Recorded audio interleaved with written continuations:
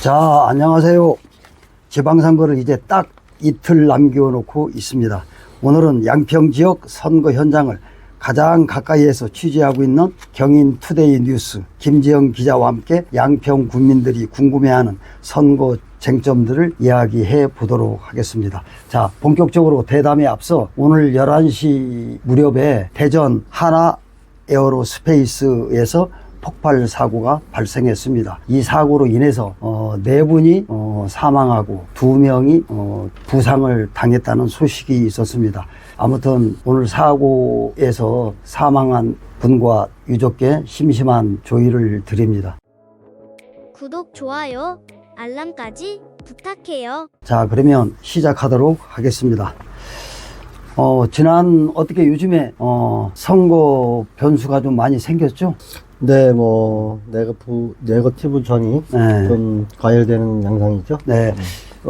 내가 느낄 때는 지난 5월 27일 김광수 씨의 기자회견이 이번 선거에 가장 강력한 선거 중반에 이슈로 등장했다라고 보는데 어떻습니까? 네, 오늘도 11시경에 아마 인터뷰 형식의 폭로 회견이 있었는데요. 제가 풀기자단 형태로 팔당 뉴욕신문의 이한나 기자하고 양평 시민광장의 용은성 기자 그리고 저하고 이렇게 세 사람이 김광수 씨하고 인터뷰를 진행했습니다. 네. 인터뷰 내용은 지난 이제 2번에 걸쳐서 있었던 기자회견 형식의 현재 전지선 후보 배우자 관련 이제 사찰, 그다음에 갑질, 그다음에 금품 그런 내용이 이제 있어서 2번째까지 이제 그런 폭로 회견이 있었잖아요. 네. 그런데 이번에는 이제 아마 이 김광수 씨가 어제자죠? 어제자 아마 어떤 신문에서 인터넷 매체에서 김종기 씨 금품 이제 전진선 후보에게 3, 4억 대의 받을 돈이 있다라고 지목된 김종기 씨가 인터뷰를 했어요. 네. 근데 인터뷰 내용 기사를 보면은 그런 적이 없다. 그 다음에 2차 폭로 때 민주당 의원들한테 2천만 원 정도의 1인 2천만 원씩 정도의 전진선 후보 당시 의장 선거에서 의장을 만들기 위해서 김종기 씨가 2천만 원 상당의 금품을 민주당 의원들한테 전달했다. 사용했다. 이제 이런 정도의 폭로가 있었는데 그 부분을 전면 부인했죠. 김종기 씨가. 전진선 후보한테 받을 돈도 없고, 민주당 의원들한테 금품을 전달한 사실도 없다. 그러니까 이렇게 전면 부인하다 보니까 김광수 씨가 오늘 갑자기 긴급 기자 인터뷰를 요청한 것 같아요. 녹취를 들려주겠다라고 해서 제가 이제 녹취를 들었는데 2명의 기자와 같이 녹취를 들었는데 녹취 내용에는 일부 그런 내용을 뒷받침하는 김종기 씨라는 그분의 지금 인터뷰 내용과 관련한 반박하는 듯한 녹취 내용이 있습니다. 일단 그렇게까지는 제가 확인을 했어요. 일단 안 가셨으니까 내용은 또 아무래도 모르시겠죠? 그렇죠. 네네. 근데 거기서는 김광수 씨는 그겁니다. 김종기 씨가 가만히 있었으면 자기도 녹취록을 공개할 생각이 없었는데, 김종기 씨가 전면 부인했고, 이 폭로 자체의 이 기자회견이나 이런 것을 주도했던 사람이 본인이 지금 자기가 아닌 것처럼 빠져서 나는 자기는 절대 모른다라고 얘기하는 것에 분노했다.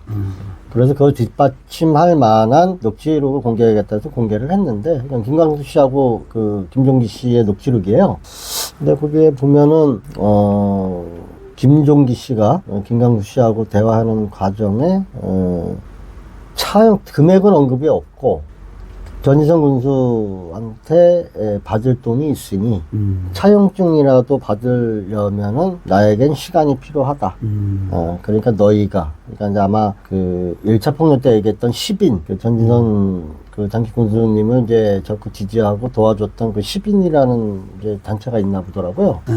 거기에 관련돼 있던 분들의 얘기. 그래서 거기서 글쎄 참 저도 지금 녹취록을 하고 녹취록을 좀 정리를 안 한 상태다 보니까 아직 제가 이제 그 내용은 정리가 안 돼 있어서 뭐 깊이 얘기하기는 그렇고, 김정기 씨가 전혀 관련이 없는 사람은 아니다라는 이제 정황 증거 그 정도는 있을 것 같습니다.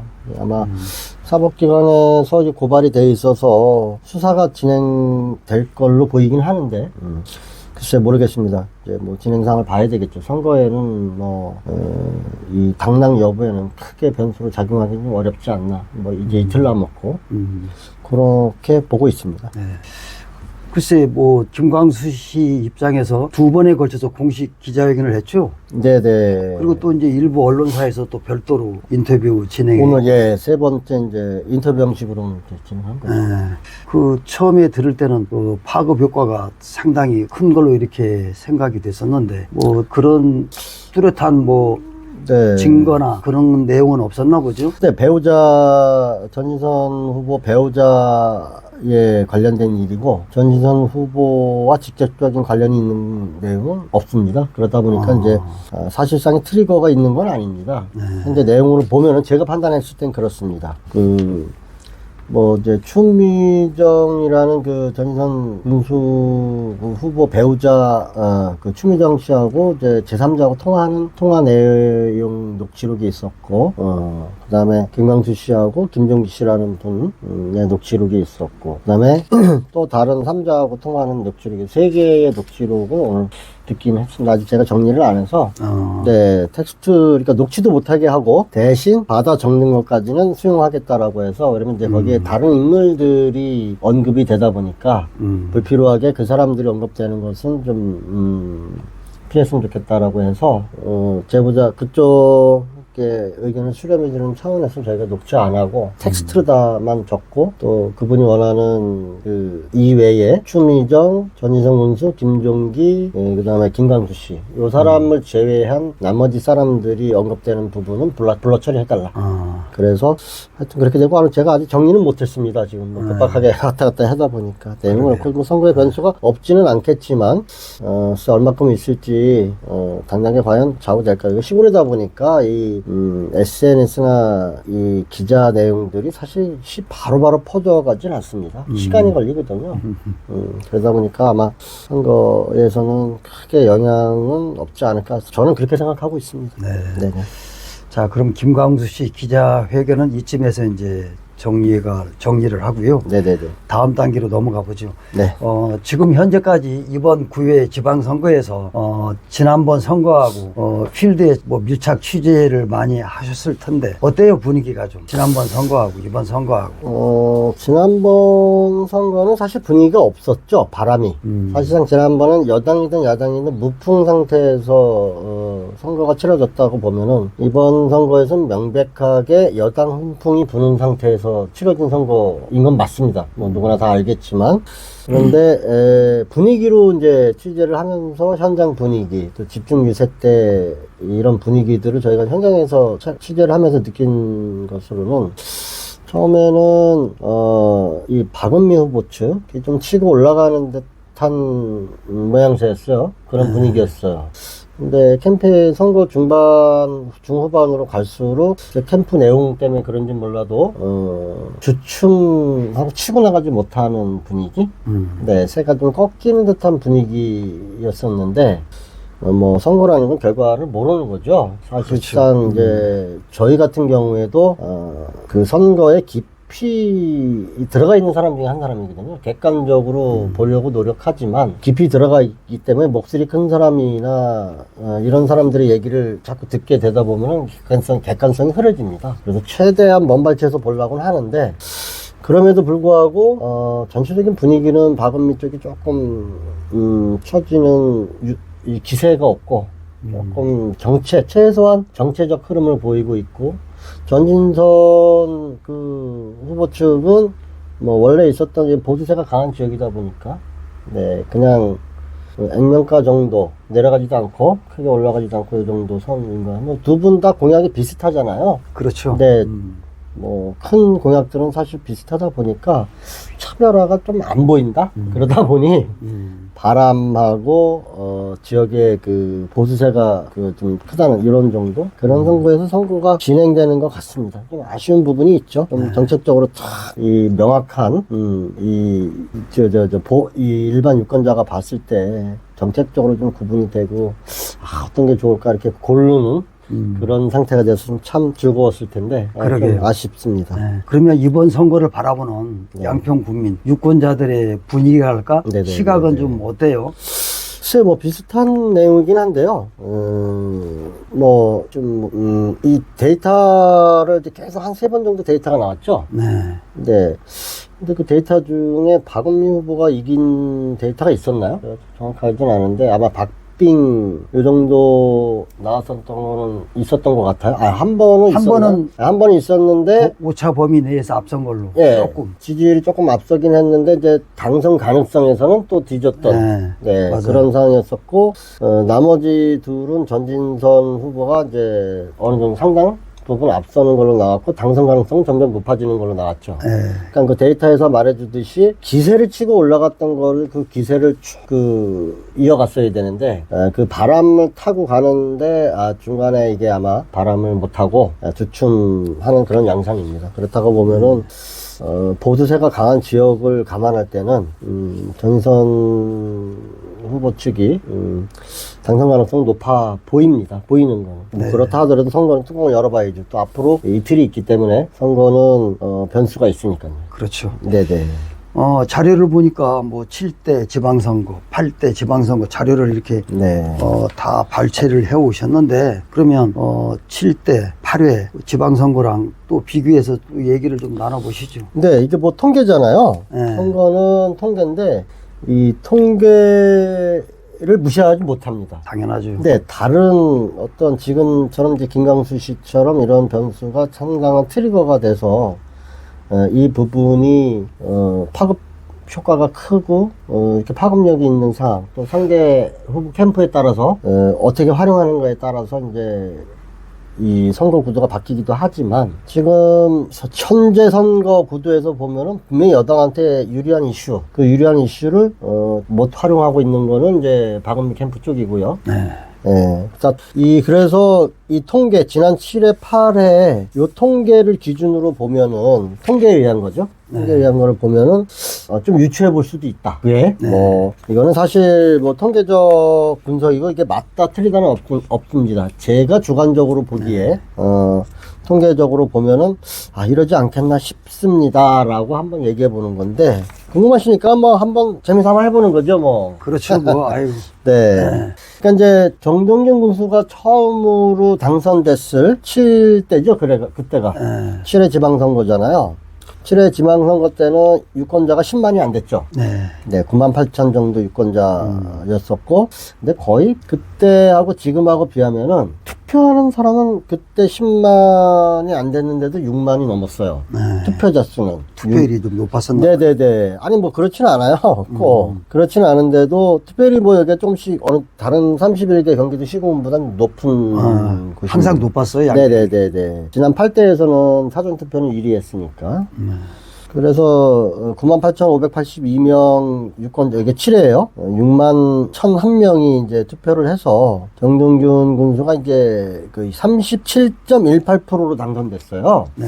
근데 이때는 양자구도가 아니죠. 그렇죠. 다자구도. 네, 다자구도고 이때 당시를 비교하면 한명현 씨가 이제 그 몇 표 차로 졌죠? 한 800표? 네네네. 700 몇 표를 졌어요. 들어와서. 이게, 왜 그러냐면은, 그때 김승남 씨도 출마를 했고, 또 신이동이랑 무소속도 출마를 했고, 그 다음에 김덕수 씨도 출마를 했죠. 지금 이제 요번에 경선에 나왔던. 그러다 보니까 그 세 사람 표하고 이렇게 합치면 한 15,000표 정도가 사표가 된 거죠. 그렇다고. 그 이상의 사표가 된 거죠. 그럼 그 사표를 기준으로 보면은, 다는 안 갔겠지만, 표차는 이 7회 때도 정동균 군수가 사실상 어부지리로 된 거죠. 들어와서. 다자구도. 다자구도에서 어부지리로 된 겁니다. 그래, 왜냐면 8대를 보면 알아요. 8대는 이제 양자구도였잖아요. 그렇죠. 네, 양자 구도였는데 물론 이제 현재 프리미엄이 있고 정동영 군수가 사람들한테 인간적인 평가는 좋았습니다. 네. 네. 근데 이제 이 민주당일의 여기에서는 민주당이라는 것에 좀 부정적 이슈를 갖고 있다 보니까 지역적으로 보수자가 강하다 보니까 사람은 좋은데 표는 거기를 못 찍은 거죠. 네. 그러다 보니까 전인선 현 후보님이 5,800표 정도 차로 예, 승리했거든요. 그때 9%포인트인가. 네네. 정정근 군수님이 45.33. 그 다음에 전지성 군수가 54.66. 이렇게 당선이 됐어요. 근데 5,800여 표 차이니까 사실상 군수선거에서 보면은, 작다고 볼 수도 있지만 사실 작은 편은 아닙니다. 작은 표수는 아니라 봐요. 절대적으로, 프로테이지로 보나, 네네. 실제로 득표수로 보나, 네. 작은 표 차이는 아니라고 봐요. 그 당시. 네, 이때 양자구도로다 해서 당선될 때, 낙선할 때 보면은 여기가 도의원과 거의 비슷하게 갑니다, 군수가. 군수가 당선될 때도 같이 당선됐지만, 패배할 때도 도의원들이 거의 같이 패배해서 도의원의 그 흐름을 보면 군수의 당선 가능성이 어느 정도 나오거든요. 들어가면. 지금은 비공표 여론조사 이렇게 보면은 뭐 들리는 얘기로는 박빙이라고 해요. 서부 지역은 조금 뭐 민주당 쪽이 조금 유리하다는 얘기도 있고 동부 지역은 박빙이라는 얘기가 있습니다. 사실 동부 지역은 상당히 약할 것으로 민주당이 글쎄? 약할 것으로 저희도 예상을 했는데 그만큼 바람이 세게 불었던 거죠. 하여튼 그렇다 보니까는 8회 때 보면은 하여튼 이 양자 구도에서는 양평은 상당히 어렵다. 그럼에도 불구하고 표 차이는 상당히 줄였다. 예, 당시에. 그렇다고 보면은 요번에 9회 때도 양자구도잖아요. 그렇죠. 네, 무조건 없고. 그러면은 지난 8회를 기준으로 보면 표 차이는 무조건 줄 것이다. 저는 그렇게 봅니다. 표 차이는 줄 것이다. 그러면은 예상을 해본다면은 한 2,000표 차이? 승자 간에. 네, 2,000표 차이 박빙. 뭐 그 정도면 사실 뭐 양쪽이 한 2,000여 표 차이가 그 안에서 1,000에서 2,000표 차이 당락을 결정짓지 않을까. 뭐 저는 그렇게 보고 있습니다. 네. 왜 그러냐면은 당시 5,800여 표 차이가 났는데 이때는 정정민 군수의 개인기가 어느 정도는 있었거든요, 사실. 그렇다고 봐요. 네. 왔음에도 불구하고 보수자가 강한 지역이다 보니까 그 낙선을 하게 된 건데 여기 지형이 그래도 민주당 쪽에서 좀 좋아지고는 있어요. 네. 그런다고 보면은 뭐 아주 러프하게 보면 최대 3,000표 그 이상은 차이가 안 날 것 같아요. 바람도 그렇고 최소 1,000표 저는 그렇게 예측합니다. 거기서 당락이 결정된다. 그 정도 사실상에 보면 군수선거 입장에서는 박빙이죠. 뭐 그렇다고 봐야겠네요. 아마 이게 왜 개인적인 군수들 개인적인 그 개인기가 돋보이질 않고 있어요. 그러니까 특별한 공약도 톡톡 튀어나오는 공약도 안 보이고 그냥 새 공약은 공통으로 내세우는 공약이기도 하고 특별하게 눈에 띄는 그런 공약이 좀 안 보이는 것 같아요. 네, 뭐 그때 저희 이 전 촬영 본에 있지만 고속도로는 공약이라고 될 수는 없죠. 그러게. 그렇고 얘기해서 고속도로는 공약이라고 될 수도 없고 경마장도 양쪽이 다 내세웠지만 사실은 유치가 후발주자죠. 한참 후발주자고 입지 조건도 상당히 안 좋은 거고요. 근데 양쪽 후보들은 경마장이 무조건 유치가 가능한 것처럼 하는 건 좀 호도하는 거죠, 유권자를. 저는 이제 그렇게 생각합니다. 그러면은 뭐 그렇게 할 수 있다고 쳐도 그러면 그게 안 됐을 경우에 그거와 대비적인 어떠한 정책적인 거를 좀 이슈를 던졌으면 좋겠는데 그런 것도 없고 나머지 부분은 다 지역적인 거예요. 네, 병원 부분도 그렇고 뭐 군립병원을 하느냐 국립병원을 하느냐 뭐 공공의료를 하느냐 뭐 이렇게 얘기를 하는데 글쎄 뭐가 되든 들어오면 좋죠. 좋고 인프라가 그만큼 의료 인프라가 좋아지는 거니까 좋긴 하겠지만 당장 양평구는 어렵다. 체감적으로 건설 경기가 죽으면서 양평 군민은 지금 당장 죽게 생겼다. 후보들이 여기에 너무 이 부분을 간과하는 게 아닌가 그런 정도 생각하고 있습니다. 기초의원 선거는 어떻게 돌아가요 지금? 근데 도의원하고 같이 일단 보면은 뭐 아까도 말씀드렸듯이 이 정동균 군수가 당선됐을 때 민선 7기에서 당선됐을 때 도의원도 같이 당선됐잖아요. 그때도 박빙이었습니다. 그러게. 박빙. 네, 뭐 700표 차. 700 몇십 표 차. 군수도 마찬가지고요. 그렇게 해서 당선됐고, 근데 이제 도의원 선거는 양자구도였어요 당시에. 바른미래당이 한 번 있었구나 그때는. 그럼 바른미래당이 있었습니다. 2018년도 당시에. 네, 지금 이제 전지선 군수 캠프로 갔었던 그 홍정석 씨. 예, 그 선대위원장 맡고 홍정석 씨가 바른미래당으로 가서 일선거구에서 5,500표 정도를 받았어요. 뭐 생각보다 많이 받았습니다. 여기도 호력이 있고, 그때 박명숙 씨가 12,000표를 받아서 당선됐고, 네. 12,741표로 이영주가 당선됐네요. 가면서 봐. 나는 좀 헷갈리는 게, 네. 2018년도 7회 때 네네. 이영주 네, 이영주가 의원이 됐죠. 난 비례로 나오잖아. 아니. 지역구로 나왔었나요? 그때? 네네. 일선거구. 아. 일선거구 지역구로 이영주 의원이 나왔었고, 이영주 의원이 지금은 아마 이낙연 그쪽 정치 세력하고 함께 하는 걸로 알고 있습니다. 그리고 당시에 이제 홍정석 후보가 바른미래당으로 나왔었고, 박명숙 요번에 도의원에 하셨던 분이, 이때 당시에 새누리당 국민의힘이었나? 새누리당인가? 하여튼 정확하지 않네요. 새누리당인가? 아마 그런 것 같아요. 새누리당인가? 네네네. 그렇게, 그러니까 보수 쪽으로 나오셨고. 하여튼 그렇습니다. 그래서 여기도 근소차예요. 한 700여 표 차로 이영주가 3자 구도에서 당선이 된 거죠. 그러니까. 양자 구도였으면 여기서도 떨어졌다고 저는 그렇죠, 봐요. 보입니다. 이 선거구에서는 이제 이종인 그때 이종인 그 도의원이 12,000표를 받았고 윤광신 씨가 11,000표, 네, 288표를 받았죠. 근데 여기서도 3자 구도죠. 바른미래당으로 이학표 씨가 출마를 해서 5,800여 표를 받았죠. 많이 받은 거예요, 생각보다. 그러니까, 네. 근데 이때 이학표 씨가 지금 이제 9년 무소속 출마하신 네. 이학표 씨가 당시에는 출마는 무소속으로 했어요. 당시에도. 그 2018년도? 네네. 도의원 출마를 무소속으로 했습니다. 그 당시에? 네, 무소속 출마를 했는데, 당시 정병국 의원이 바른미래당 이제로 갔잖아요. 그렇지. 보수가 이렇게 분리되면서, 네, 정병국 의원이 이제 이학표 의원을 만나서 저희 바른미래당 그 옷을 입고, 선거를 하셔라. 이제 이런 식으로 되는 바람에 거기로 입당을 하셨죠. 그러니까, 네. 2018년도 7회 선거 때, 네. 이학표 씨가 무소속으로 출마했다가 궁극적으로는 바른미래당 소속으로 네, 맞습니다. 나와서 이렇게 표를 받은 거 아니에요? 그때? 네네네. 그런데 제가 그렇지. 말씀드린 이때는 3자 구도에서 마찬가지로 도의원들이 당선됐다. 이제 이렇게 얘기하는 거. 바로 이제 그 다음 8회 때 전희성 무슨 후보가 됐을 때 이제 다 낙선됐잖아요. 둘 다. 그렇지. 예, 이게 양자 구도였습니다. 양자 구도였는데 표차를 보면은 이해가 됩니다. 3자 구도하고 양자 구도의 표차. 그러니까. 그러면은 여기 표차가 그 3자 구도 표차하고 비슷합니다. 그래, 맞아. 네, 여기에 맞아, 몇 표차냐면은 일선거구는 방수영이라는 사람하고 박명숙이가 붙었는데 네, 국민의힘 박명숙, 그 더불어민주당 방수영. 표차가 양자구도인데 5,286표 차예요. 그러니까. 네, 이때 홍정석 씨가 5,500표를 받았거든요. 그러니까. 네, 7회 때 5,500표를 받았어요.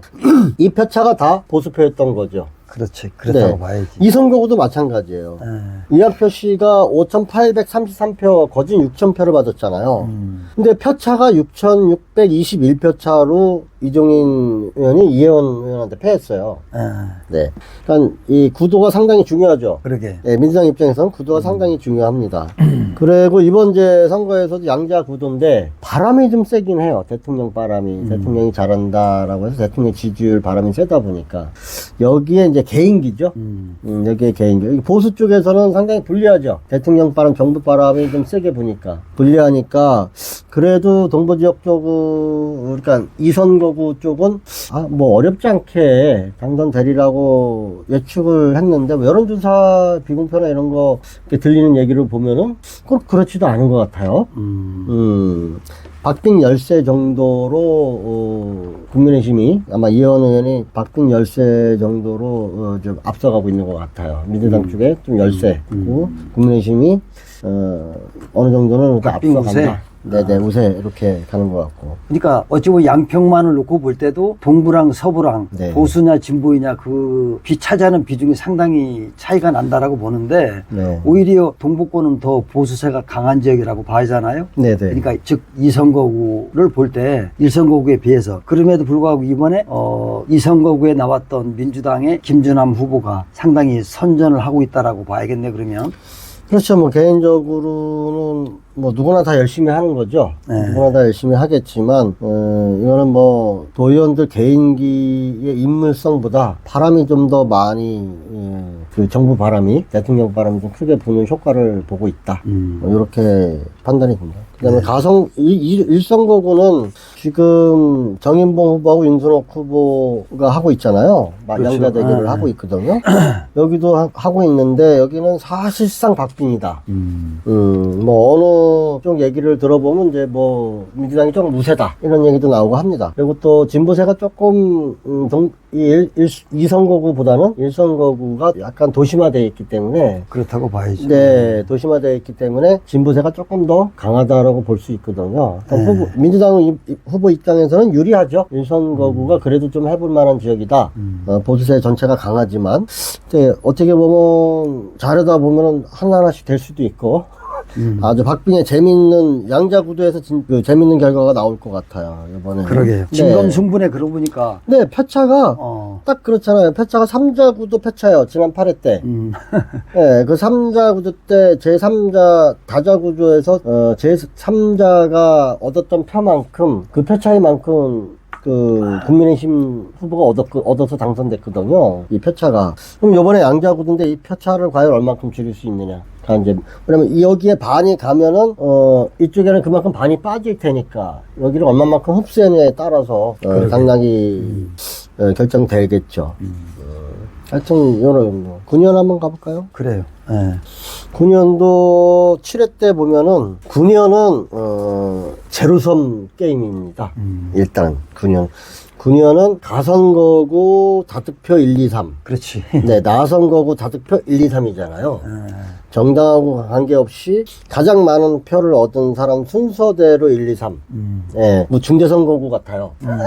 그러니까. 예, 이런 개념인데, 그러면은 1, 2, 3, 1, 2, 3이란 말이에요. 1등 후보가, 그러니까 1번으로 당선되는 후보가 몰표를 가져가잖아요.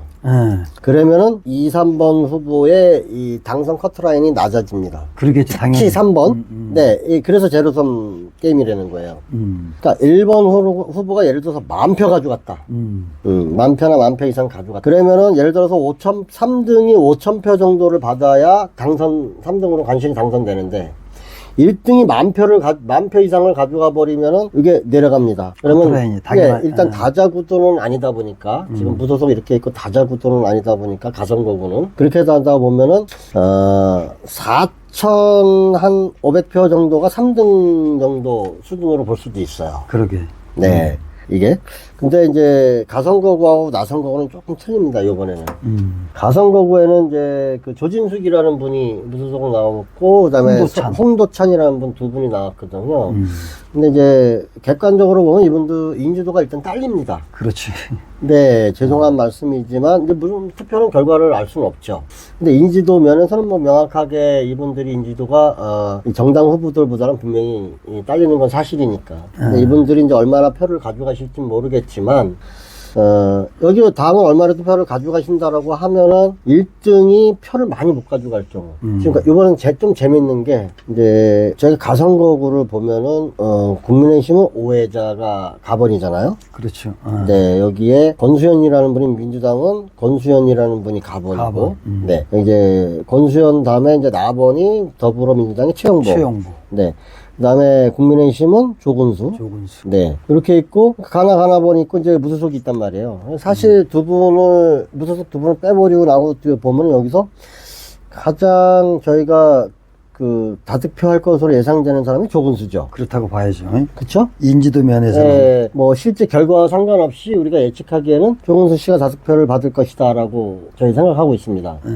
그런데 나번이라는 한계가 있습니다. 그래요. 네, 나번으로 다득표 받은 경우가 제가 알고 있기는 없어요. 그래요. 맞아요. 지금 네. 역대 네. 선거 데이터를 보면 2006년도로 기억을 하는데 그 당시에는 후보의 이름에 가나다 순으로 번호를 매겼잖아. 그 네네네네. 2006년도 당시에. 네. 그래가지고 조상떡을 많이 봤니 못 봤니.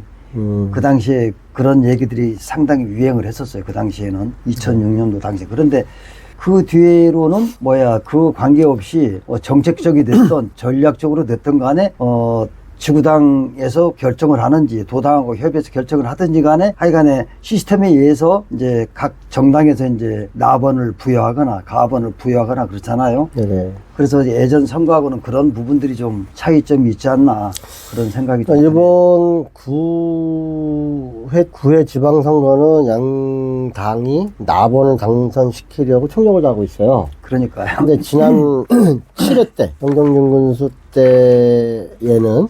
때에는 사실은 나번 이 더불어민주당이 나번 당선 이거를 결을 쓸 힘이 없었어요. 가번도 간신히 이제 이렇게 당선이 되니까 거의 포기 상태였죠. 그러니까 의원들 둘만 보낸다는 생각으로 있었고 국민의힘도 우리 나번은 되는 거니까 이렇게 생각을 하고 있었어요. 이 7회 때까지. 근데 이제 8회 때부터 조금씩 달라지기 시작했습니다. 8회 때부터 물론 둘만 들어가긴 했지만 들어와서 안타깝게 이제 조금만 노력하면은 민주당 나번이 3등을 할 수도 있는 상황으로 이제 바뀝니다. 공천을 잘못하면은 이런 상황으로 그때 나왔어요. 그때 지난 8회 때 보면은 최영보가 더불어민주당은 최영보가 7,800표, 7,900표 정도 받았어요. 근데 여기서 가장 많은 다득표를 받은 거는 이제 국민의힘 윤순옥 의원. 의원이에요. 윤순옥 의원이 9,500표로 거짓 만표를 받은 거거든요.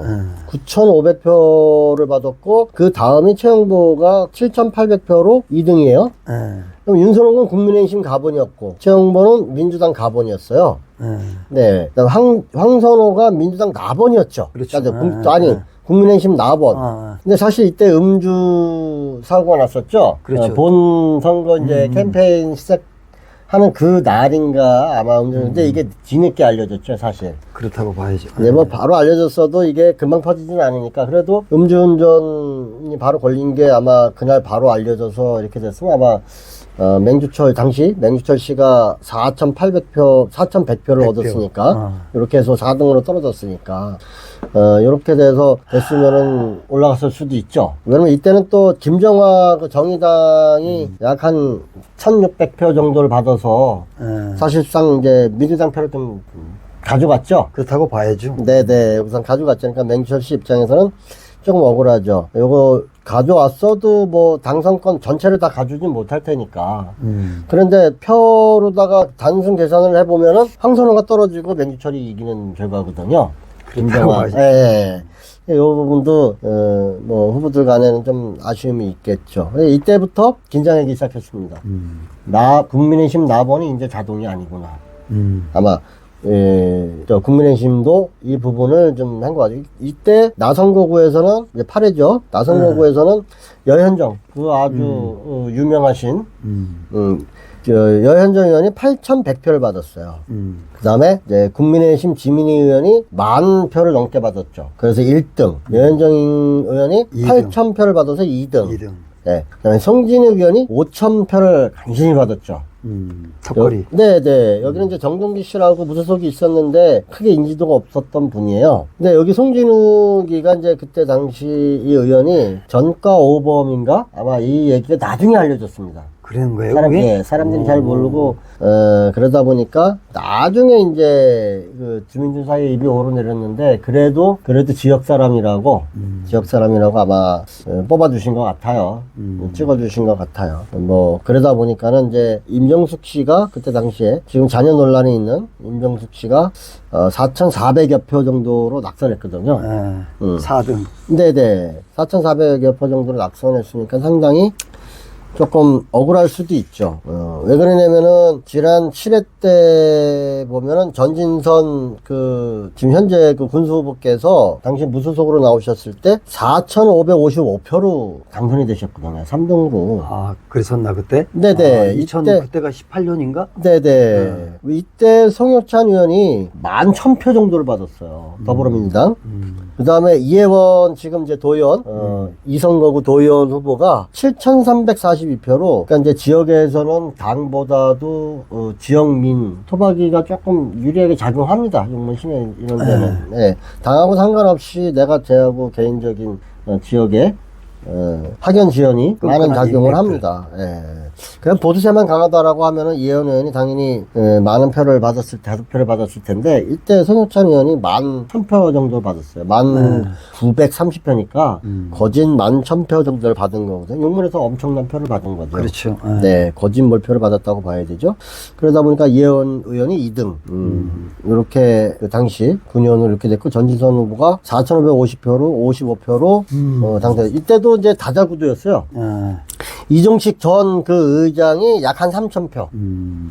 그 다음에 김윤성 지평 체육회장이 당시에 한 2,200표 정도 받았거든요. 그러니까 지금 얘기하는 게 네. 7회 때 얘기를 하는 거죠, 네네네. 지금? 7회 때. 아. 왜 그러냐면은 이걸 내가 왜 말씀드리면 커트라인. 3등이 몇 표를 받아야 되느냐. 우리가 이제 명확하게 알 수는 없지만 3등이 이제 빨리 끝내라 그러네. 네네네. 네? 얼른 끝나 이거 가능할까요? 그래, 예. 가능할까? 그래. 네네. 해보죠. 뭐. 하여튼 그런 상황이고요. 이때도 무소속 다자구도였었는데, 이종식 전 의원임에도 불구하고, 바른미래당으로 나왔었어요. 전 의장이. 아, 그랬었나? 네네네. 당시에? 이종식 의장이 바른미래당 소속이었어요. 2018년도? 네네. 그러니까, 7회 때는 바른미래당이 다 있었습니다. 네네. 다자구도예요. 예. 그래서 전진선 후보가 다자구도에서 4,555표로 3등으로 올라갈 수 있었던 거죠. 다자구도가 아니었었다면 예때도 전진선 현재 군수 후보께서 좀 어려울 수도 있었죠. 그러게. 뭐 결과론적으로 그렇습니다. 예. 네. 그래서 9회를 보면은 총평을 드리자고 보면은 한번 저는 빨리 꺼지니까 우리 어둡고 총평으로다 제가 한번 마무리 얼른 하시죠 뭐. 이 군수 쪽은 현재는 이제 전지선 후보가 될 확률이 높다라고 보는 추세가 높습니다. 여론조사를 보나 그동안에 당연히 데이터를 뚜껑을 열어봐야 보거나. 되지만 추정도로는 아마 그렇게 보고 있는 것 같아요. 근데 오늘 또 박은미 후보가 서울시 정원호 서울시의장 후보를 만나서 이제 이 양평군과의 어떠한 정책 교류, 네네, 뭐 고속도로야 뭐 서울시하고 상관이 없겠죠. 뭐 어떻게든 되면은 농산물하고 지역기반과 연계된 유동인구를 늘릴 수 있는 이런 MOU를 체결하는 오늘 이벤트를 했더라고요. 네, 맞아요. 이게 매스컴에 퍼지면은, 기존 방송, 레거시 미디어의 이 방송으로 다 나오게 되면은, 생각보다 영향이 클 수 있습니다. 왜냐면, TV에서 나오는 것과 이런 건 틀린 거거든요. 훨씬 전파력이 셉니다. 그러면 이제 그게 반복적으로 나오기 때문에 집에서 그걸 보시는 분들은 그걸 보면은 양평 군수 이래고 박은미라는 사람을 몰랐다가도 그걸 보면서 알게 되고 그러면 투표하러 갔을 때 인지도가 이 머리에 인식되는 경우가 있습니다. 특별히 후보에 대한 관심이 없는 경우에는. 그래서 그거 나름대로 변수로 작용할 수 있는 사안이다. 이렇게 생각합니다. 네. 그 전까지는 전진선 후보 측에 유리했는데 정호는 그걸로 해서 아마 이게 이 매스컴에 반복적으로 나온다라고 하면은 박은미 씨가 또 추가적인 변수가 있을 수 있겠다라고 생각이 듭니다. 네. 그다음에 요 정도까지만 하죠. 네. 다음에 도연하고 이제 9년은 다음에 천상해야 될 것 같아요. 오늘 우리 끝나고 조명이 결과가 중요하니까. 그렇죠. 하여튼 결과는 아무리 우리가 둘이 떠들어 본들 네. 예측에 불과한 거고 일단은 정식으로 투표가 끝나고 공식적으로 집계가 끝나면 확실한 결과가 나올 터이니까 오늘은 이쯤에서 그럼 우리 내기 한번 하시죠. 예. 이학표 나선 거고 이학표 무소속 후보가 입성을 할 수 있을까요? 없을까요? 나는 입성한다에 입성한다. 그 정도로 보시는 것 같긴 하더라고요. 그래요. 알겠습니다. 그래 오늘 수고했어요. 네, 알겠습니다.